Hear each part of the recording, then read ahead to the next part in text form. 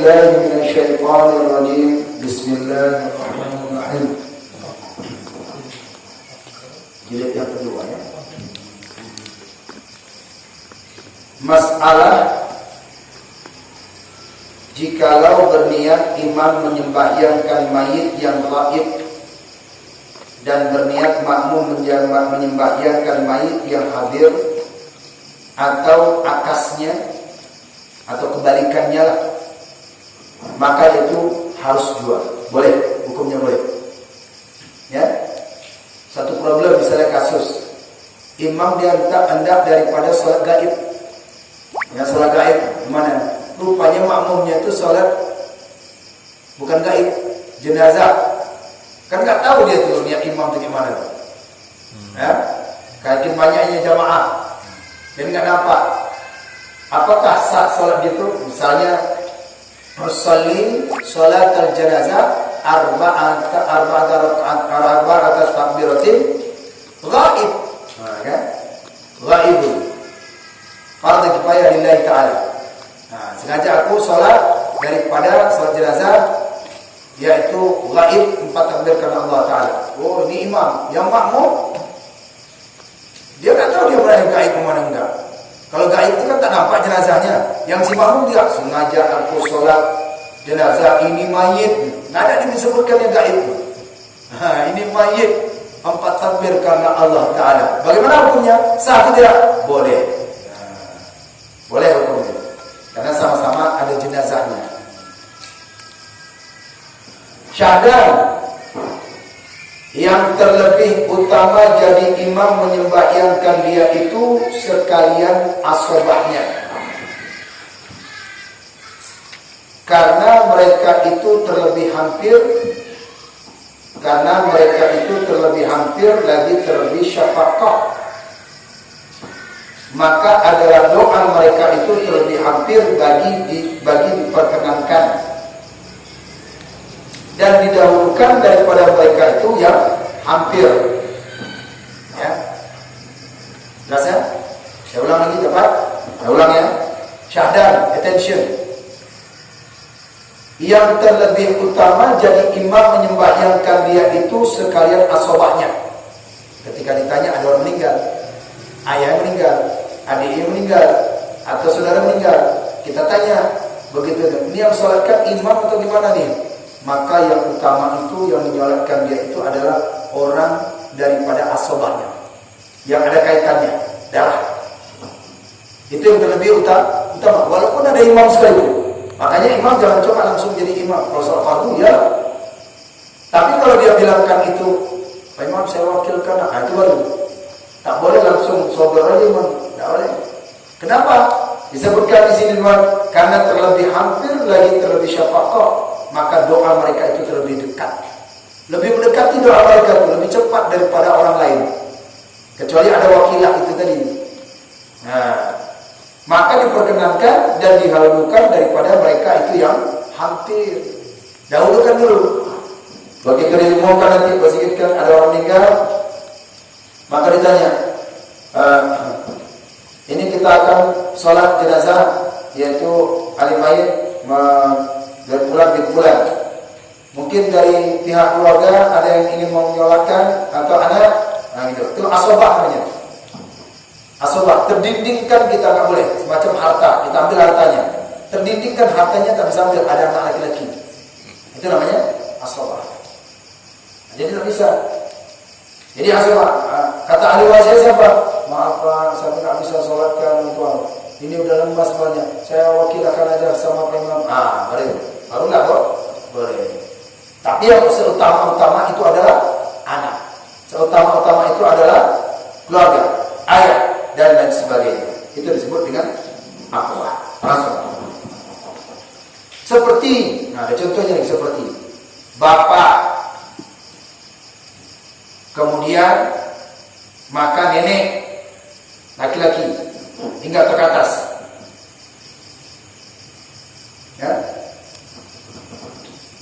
Meninggal anak yang sholatkan bapak. Jika tidak ada bapak yang sholatkan kakek, seterusnya sampai ke atas. Itu lebih. Makanya tanya dulu, Adakah saudaranya? Adakah ininya? Anak ayahnya? Abang ayah ada? Kakek ada? Nah itu. Itu yang lebih utama. Kita kan tidak menginformasikannya dulu.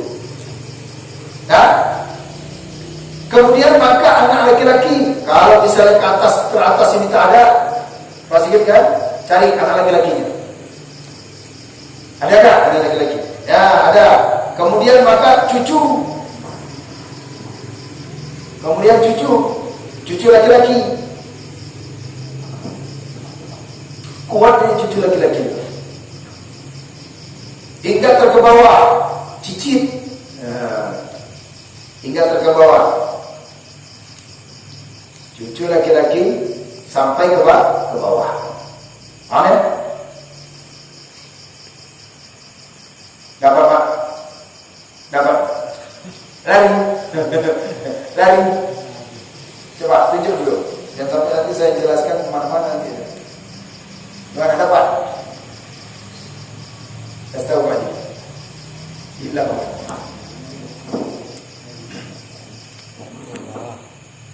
Cucu. Maka cucu laki-laki hingga ke bawah. Dah. Dah kan? Nah, sampai situ. Sampai situ paham ya? Masih paham ya? Ada yang paham? Paham ya? Jika meninggalnya itu anak, yang sholatkan yang sebaik, yang utama siapa? Bapak. Jika tidak ada bapak, kakek. Jika tidak ada kakek, maka sampai ke atas. Kalau tidak ada ke atas, bawah siapa? Anak laki-laki. Jika tidak ada laki-laki, cucu laki-laki sampai ke bawah. Nah, lihat dulu. Makanya kita jangan semena-mena. Ini kan masjid saya, ini masjid saya imam, ini masjid enggak. Harus ditawarkan, harus dibilangkan. Kecuali mereka itu tidak mampu, wakilahkan, kewakilan. Nah, itu memang peraturan. Nah, lanjut, tahan ya. Jangan tahan-tahan dulu lari juga nanti dia pegang. Mana dia? Kemudian, maka saudara laki-laki seibu sebapak. Ya, dari siapa? Kalau tidak ada satu ibu, satu bapak, saudara kandung. Nah, kalau tidak ada, kemudian maka saudara laki-laki sebapak. Itu lebih kuat lagi. Nah, saudara laki-laki sebapak. Dan kemudian siapa lagi? Kemudian jika tidak ada, kemudian maka anak saudara laki-laki seibu sebapak. Anak saudara laki-laki berarti sepupu. Tinggal dia cari bapak tak ada, abang tak ada, anak saudara laki-laki. Misalnya kan? Saya punya adik perempuan, ya kan? Nah, yang sholatkan ini, inilah, itu tidur. Dan anak saya dia yang sholatkan. Jadi anak saudara laki-laki seibu sebapak. Paham ya? Jadi sepupu. Jadi sepupu dia anak saudara laki-laki dia sholatkan.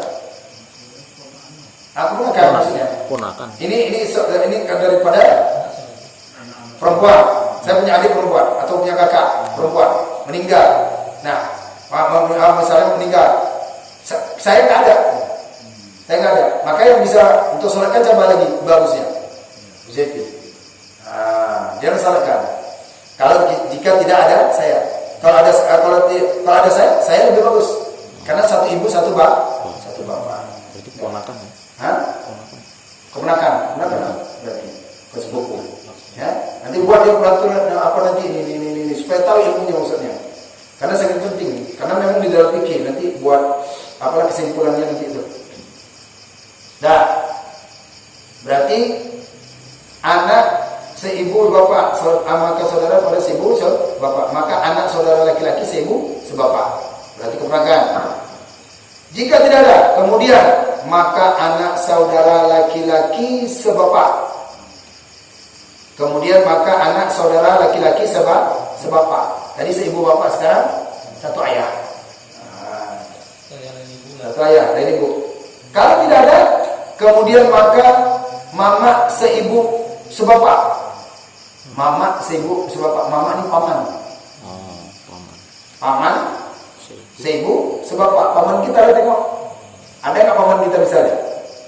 Paman kita itu dengan ibu kita atau orang tua kita itu satu enggak? Ya, sebapak enggak? Anak paman bukan paman, anak paman. Sepupu. Anak paman.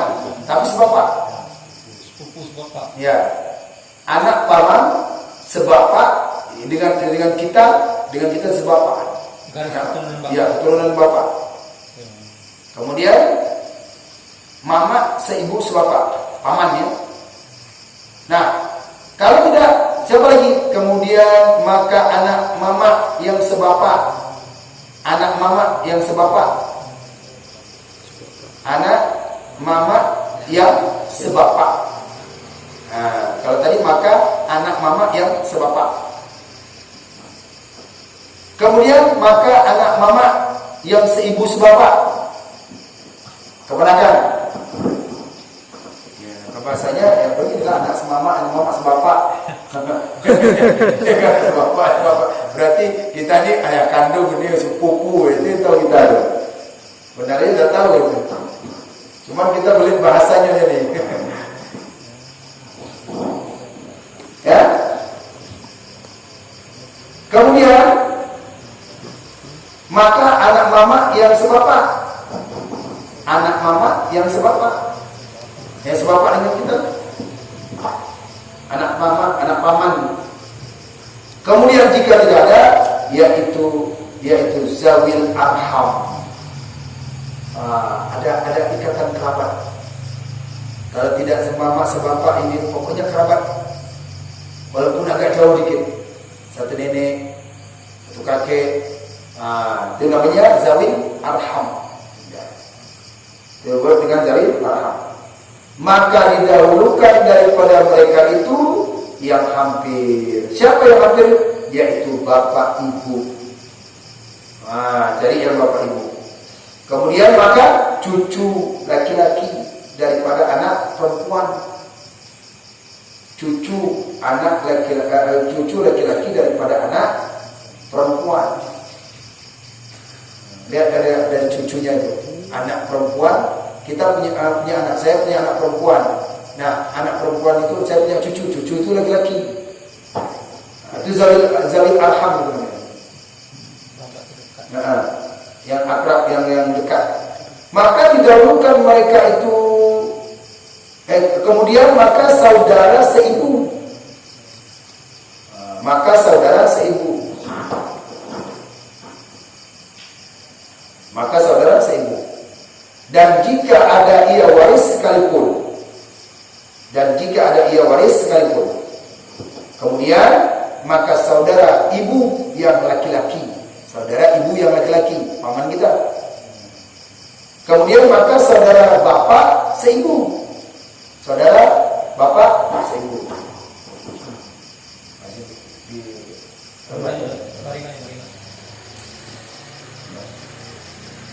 Ya, kalau kena sorban kan ngantuk. Kalau kena sorban kan ngantuk. Bawa. Ayo.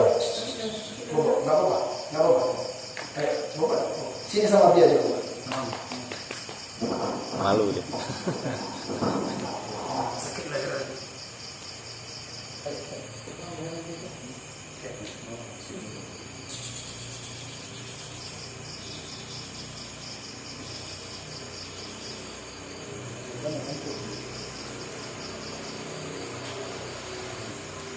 Jurus menidurkannya itu harus ada sorban. Kalau adiknya Quran speaker baru tidur.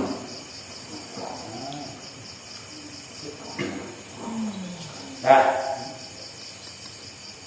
kemudian maka saudara seibu laki-laki dan kemudian maka saudara bapak seibu dan tidak ada hak menjadi imam bagi sultan, raja, Pak RT, Pak ini perangkat tidak berhak. Yang jadi imam, semuanya jadi imam. Tidak ada jadi imam. Jadi oleh karena itu lihat dulu garis keturunannya.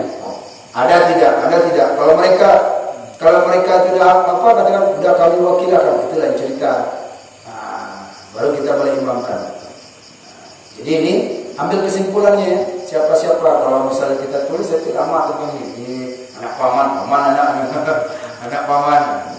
Setidaknya tahulah berarti peraturan dalam sholat tidak jangan diremehkan gitu. Lihat dari garis keturunan pihak ayah, pihak ibu, anak, cucu, kakek, paman, ada nggak sini? Kumpulkan semua. Yang ada laki-laki, ada bagian ini, maka itulah yang utama untuk jadi imam. Kenapa? Lebih cepat doanya. Nah, lebih cepat doanya.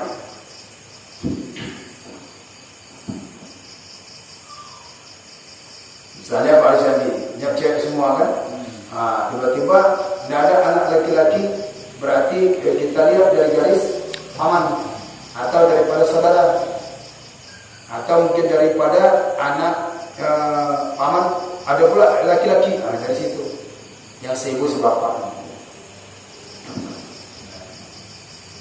Tanya dulu, jangan langsung sholat, ya kan? Orang-orang lain ini ada saudaranya yang tidak biayi, itu harus, ya.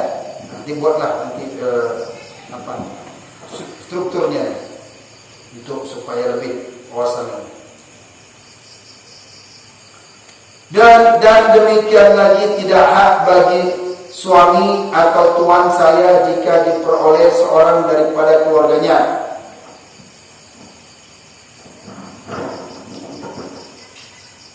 Dan demikian lagi tidak hak bagi suami atau tuan, majikan saya, budak, jika diperoleh seorang daripada keluarganya. Dan jika tidak diperoleh keluarganya, maka didahulukan daripada orang yang helak. Helak ini, tahu? Saya ulang, dapat ini? Saya pelan-pelan ya. Dan demikian lagi, tiada hak bagi suami atau tuan saya jika diperoleh seorang daripada keluarganya. Paham situ? Dapat tulisannya? Ya. Dan jika tidak diperoleh keluarganya, maka didahulukan ia daripada orang helak. Helak itu tahu? Helak itu kita sama istri itu helak namanya. Makanya sah nikah kan? Itu helak ajnabi. Nah, suami istri meninggal istri, suami tidak ada hak untuk mensolatkan. Lihat dulu, ada enggak adiknya, ada tidak abangnya, ada tidak pamannya yang menikahkan dia itu, wali itu. Jadi keluarga dari istri duluan. Keluarga istri. Makanya tidak ada fungsi daripada. Jadi suami ini kapan fungsinya? Kalau tidak ada lagi. Tidak ada lagi. Kalau tidak ada lagi baru dia. Nah, kalau tidak ada lagi bagi mereka ini yang kerabat-kerabatnya, yang daripada saudara-saudaranya, barulah fungsinya suami. Karena dia termasuk helak kan, ajnabi. Kalau dia ajnabi, sama aja fungsinya dengan bapak-bapak yang lain. Ya kan? Jadi orang lain ya? Ya dia akan orang lain. Iya, jadi akan orang lain. Jadi di luar garis keturunan? Iyalah, kalau keturunan tidak sah nikah. Tidak sah nikah kalau misal mereka itu satu garis keturunan. Makanya sebab permasalahannya adalah siapa yang lebih dekat keturunan supaya itu lebih sampai cepat doanya. Jadi anak laki-laki boleh anak? Anak laki-laki si almarhumah ini? Ya lebih lagi. Lebih cepat lagi. Itu udah kina itu udah. Anak itu ya kan? Suaminya fungsi. Makanya anak yang lebih utama. Wah cepat. Dia yang mandikan, dia yang kapankan, dia yang sholatkan, dia yang kuburkan begitu. Maka beruntung anak yang soleh, mengurus semua orang tuanya. Suaminya tidak ada. Suaminya keluar uang aja, urus ini urus itu aja. Jadi kali ini dia tak ada fungsi. Kalau tidak ada siapa-siapa lagi, barulah peranan si suami itu. Makanya tentang saya suaminya, saya sholatkan, saya nggak bisa. Makanya dia harus tahu hukum. Ya, hukum. Paham ya? Paham apa? Padi? Jelas? Barulah didahulukan daripada orang yang helak. Ya, satu poin. Dan tidak hak bagi perempuan jika ada laki-laki. Dan tidak hak bagi perempuan jika ada laki-laki. Paham masalahnya? Punya anak dua, satu laki-laki, satu perempuan. Perempuan tak mensolatkan ibunya, ayahnya, maka tak bisa. Ada laki-laki, anaknya terhijab, asobah, terdindingin, tidak berhak dia. Walaupun dia bilangkan Ini yang sholatkan siapa? Oh, siapa aja yang sholatkan? Nah, tunggu dia. Harus, kalau dibilang entah pula daripada warisan ayahnya, yang sholatkan ayah nanti adalah abangmu. Nah, kita harus tunggu di wasiat. Nah, boleh. Tak usah lah ya, biar aja saya yang sholatkan. Tidak bisa. Terdindingkan. Berarti sama seperti warisan. Warisan ini tak akan bisa dapat kalau tidak daripada laki-laki. Ya. Misalnya paman, satu paman meninggal ayahnya. Pamannya ini, mereka dua ini, mereka ini adik-beradik. Hartanya ada, sudah daripada kakeknya meninggal daripada tinggal anaknya. Maka si pamannya ini nggak bisa mengambil hartanya. Kenapa? Ada anak laki-laki, ya kan? Ada anak laki-laki ini. Maka beruntung orang kalau ada anak laki-laki itu, hartanya terasobah itu, terdindingkan ini. Macam-macam, nggak bisa ngambil ini. Ini ada anak laki-lakinya nih. Tunggu dewasa dulu. Pembagian harta. Jangan membagikan harta aja. Tunggu besar dia, udah balik dia, udah apa dia, baru kita bagikan harta. Bisa. Maka itu fungsinya seperti orang yang menjadikan imbang itu tadi. Si perempuan tidak berhak, yang itu yang berhak adalah laki-laki. Hukum mana ini juga? Hukum waris nih, apabila seorang hamba Allah meninggal, jadi kan kita orang Padang itu orang Minang kan berbeda hukum warisnya dengan hukum waris agama kan. Dia lebih banyak kepada perempuan. Nah, itu sebenarnya tradisi Minang. Jadi mana yang kita dahulukan? Kalau kita dahulukan, kalau masang di kampung, kita dahulukan hukum waris agama, hukum mana? Maka kita dikira tidak beradat, tidak kan? Kalau dari sisinya itu adalah memang daripada adat sana saja, iya, khusus. Dan itu antara sukarela.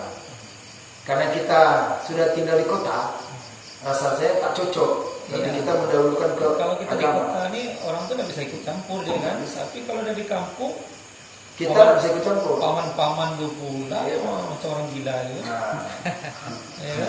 Nah, jadi nggak bisa memang artinya memang dari udah ditetapkan di kampung. Jadi anak laki-laki yang lebih banyak, perempuan.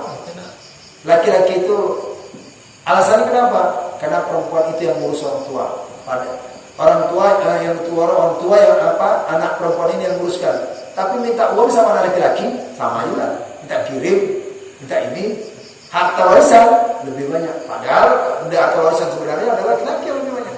Atau cuma minta aja. Itu takutnya kan harta itu dibawa keluar kan itu. Harta itu dibawa keluar karena si laki-laki kan suka keluar. Rantau. Si perempuan kan duduk di rumah.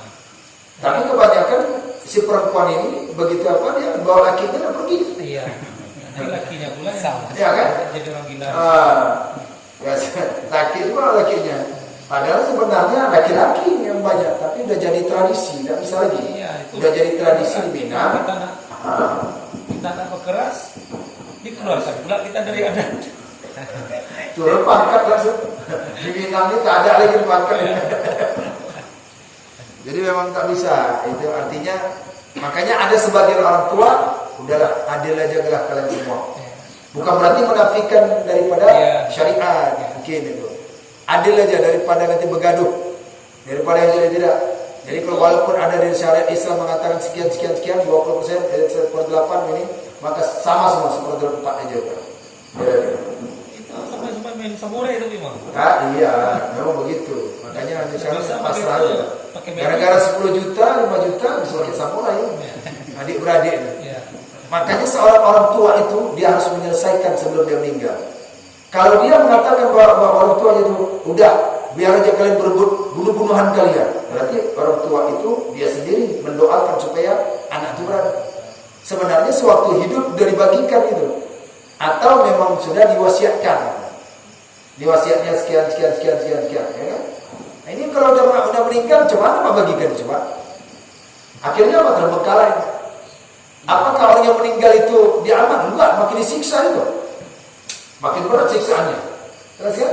Macam di dalam kitab Jawahar Ma'hub itu disebutkan kalau ada orang meninggal tidak meninggalkan wasiat, maka itu akan berat makin siksanya. Tinggal wasiat. Wasiat makanya wasiat apa? Makanya ketika nazar itu tanya wasiat, ada wasiat, ada ini. Ada utang piutang. Tanya harus tanya.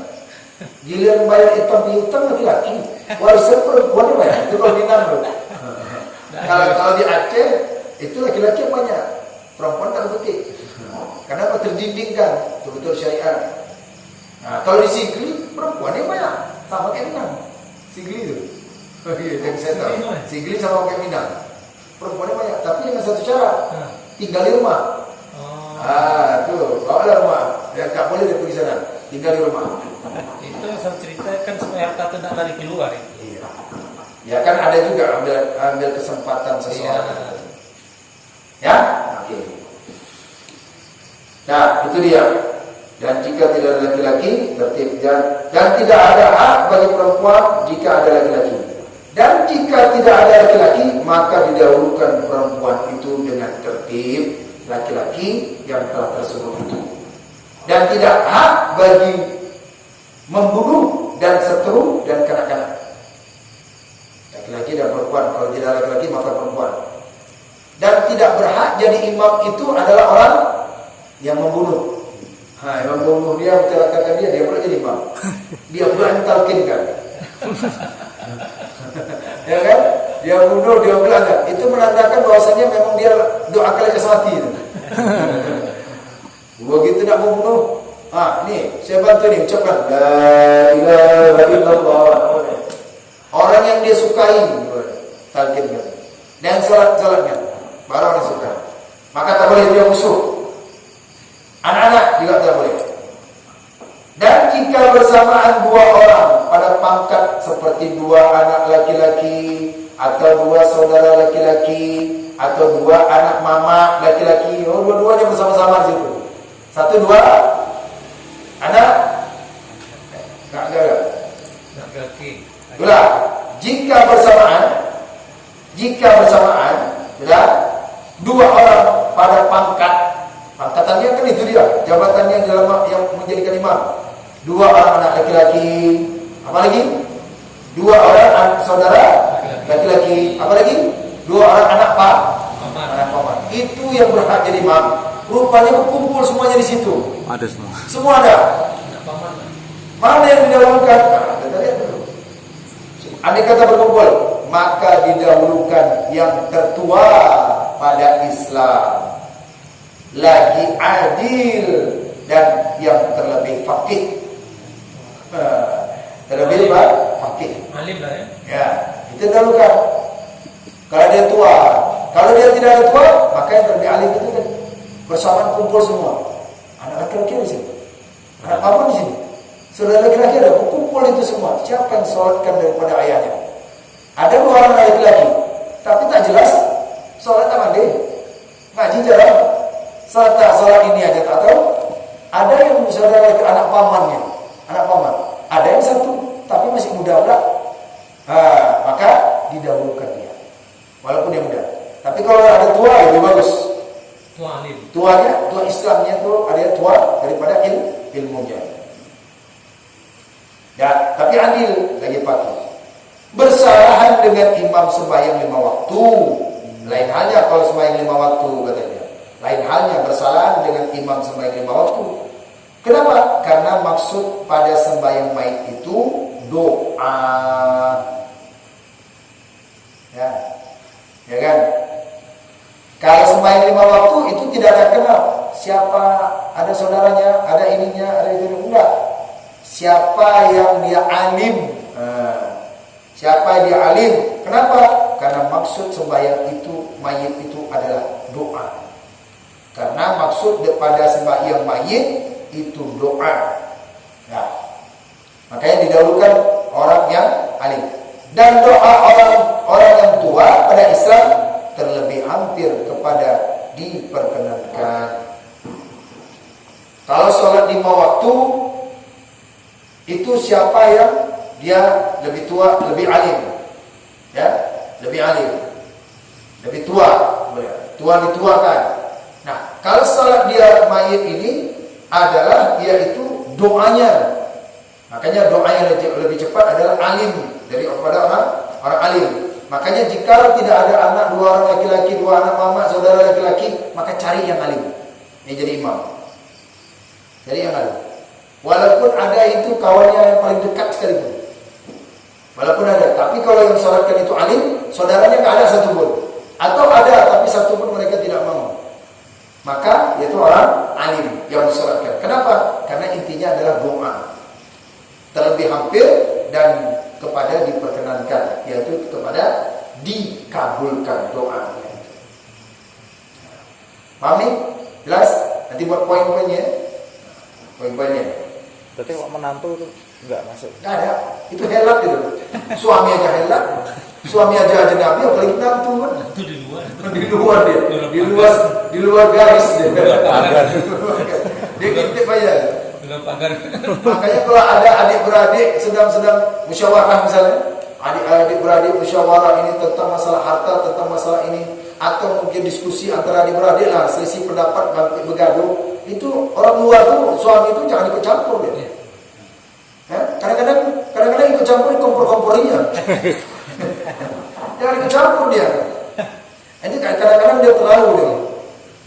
Yang si suami ini karena istrinya bergaduh sama abangnya, bergaduh sama adiknya, bangun. Si suami ini, wah, itu lama itu. Kalau si adik ini tak putus dia, darahnya tak putus kayak manapun. Tapi kalau yang ini cerai dia, udah putus.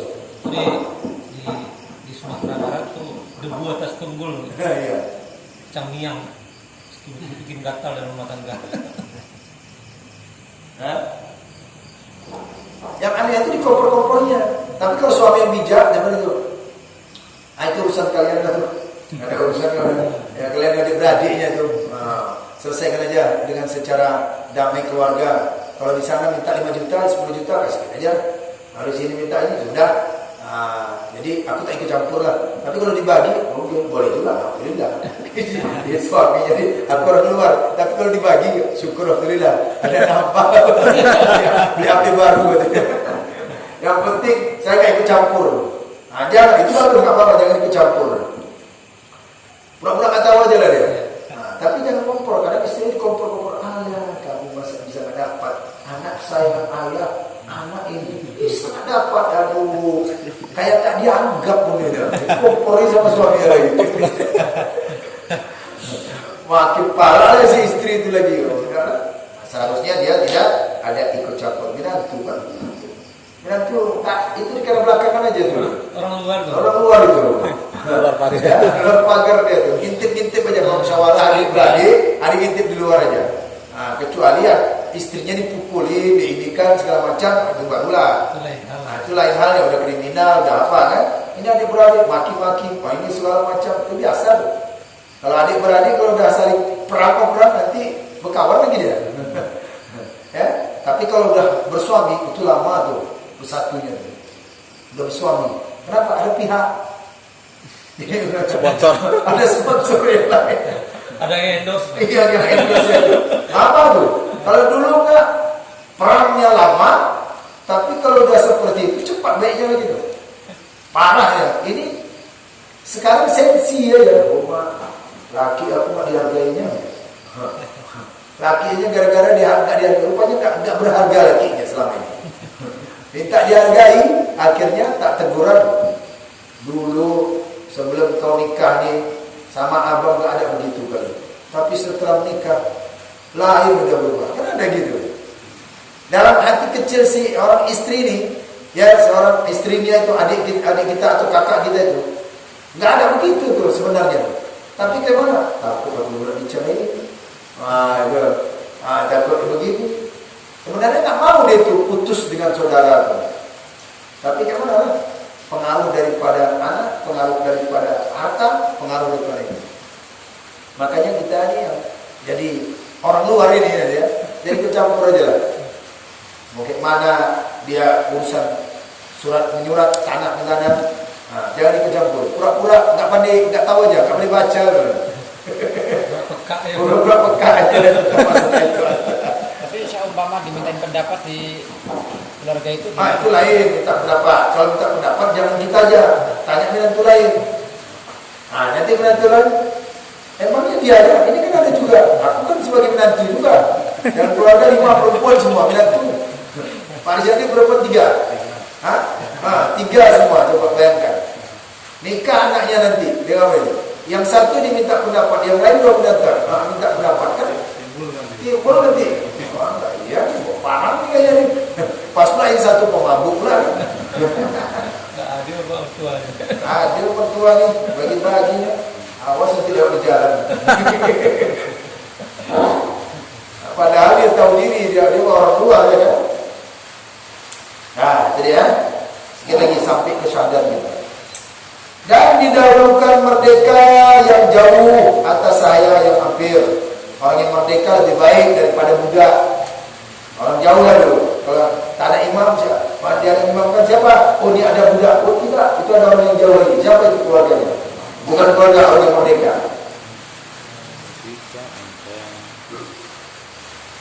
Dan jika ada yang terlebih fakir,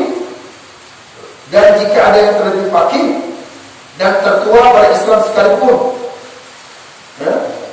Walaupun ada orang yang fakir, ada orang yang tua Islamnya, udah lama dia Islamnya, lebih lama dia Islamnya, maka yaitu orang yang jauh.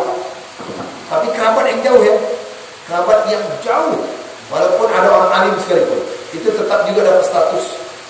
Dia mendapatkan orang yang berhak mensolati jenazah. Rupanya saya nak mensolatkan, bapak ini mensolatkan. Begitu, oh bentar pak, saya masih angkat ke saudaranya. Misalnya, saudara dulu, nenek kami lah. Berarti kalau begitu nenek bukan nenek Nabi Adam, saya juga sama lah. Berarti satu nenek Nabi Adam kita. Rupanya ada maunya dia mau sholatkan. Satu nenek ada. Nah, dan didahulukan sahaya yang baik atas kanak-kanak yang merdeka. Kalau ada anak-anak yang merdeka, ada budak, maka budak. Karena anak-anak yang merdeka itu belum balik. Dan didahulukan saya, ia kerabat atas yang merdeka. Merdeka yang ia orang helat. Boleh. Ya, budak ia kerabat atas merdeka yang ia orang helat, tapi dia orang jauh. Dia orang jauh. Tapi ini ada budak, maka budak ini boleh dijadikan menjadi imam. Ini bukan budak, tapi orang jauh. Minantulah tadi itu. Lebih, ya kan? lebih utama budak. Lebih utama budak lagi. Coba saking tinggi ya Mas. Tapi saking tingginya dia budak ini, dia ada sangkut pautnya. Dengan ada tapi dia budak. Lebih dekat. Lebih dekat, tapi dia jadi budak. Lebih tinggi dia kerabat yang dekatnya daripada orang jauh, orang helat tadi. Nah, maka jika bersamaan mereka itu pada sekalian yang tersebut itu, andai kata berkumpul semuanya, dan pada yang lainnya seperti bersih kainnya dan badannya, dan berbantah mereka itu pada mengendaki jadi imam, hendaklah didahulukan seorang dengan undi. Undi lah. Rupanya ada kalimat undi di sini. Undian ada juga. sulit dulu. Ya undi mau dengan cara apa lah? Macam dulu boleh. Cabut. Berkumpul semuanya itu. Nah sekarang siapa yang duluan? Nah, orang sweet dan seafood kan. Nah, kalau berkumpul mereka itu, maka yang itu lihat dulu bersih badannya lengkap semua, pakaiannya lengkap semua. Siapa jadi imam untuk sholat, maka yang itu seorang didahulukan dengan undi dia. Dan jika berwasiat mayit dengan menyembayangkan dia bagi lain daripada mereka itu yang didahulukan, niscaya batallah wasiatnya. Ya, batal wasiatnya kalau sudah ada yang didahulukan keluarga. Ya, misalnya ada keluarga, tapi yang diwasiatkan si fulan, maka wasiat itu batal dipakai. Dan jika ada ia soleh sekalipun, karena sembahyang itu hak bagi kerabat. Nah, jadi hak sholat jenazah itu adalah hak kerabat, bukan hak orang soleh, orang alim fikih, tidak. Makanya saya tanya, ada yang mensolatkan? Kalau saya nak menjawab sholatkan masjid Bisa tanya itu. Ada masalah kan? Tidak ada. Oh, sholat. Padahal bagus sekali walaupun salah kan dipandu dia. Tapi dia mau lebih cepat itu. Allah maghfir lahu warhamhu. Lebih cepat dia kalau dia salatkan. Nggak apa dia doa, boleh dia bahasa Indonesia aja. Tapi sekarang kita doa. Wajib belajar nih. Belajar cara menyolatkan jenazah, belajar cara doa untuk jenazah. Penting nanti keluarga, anak dan sebagainya. Jadi jangan kemana-mana. Udah imam aja itu, nggak bisa. Imam aja saja, nggak boleh. Dia nggak ada hak. Ya, oke sampai di situ aja. Oke kita ini wallahu a'lam bishawab. Kalau kita satu dia sedikit, jangan buat poin-poinnya, tapi bisa bermanfaat ini. Hari ini kita berdoa, nanti insya Allah kita suatu saat nanti akan butuh ini ilmu yang seperti ini. Apalagi di masjid kita di kawasan masjid. Itu aja.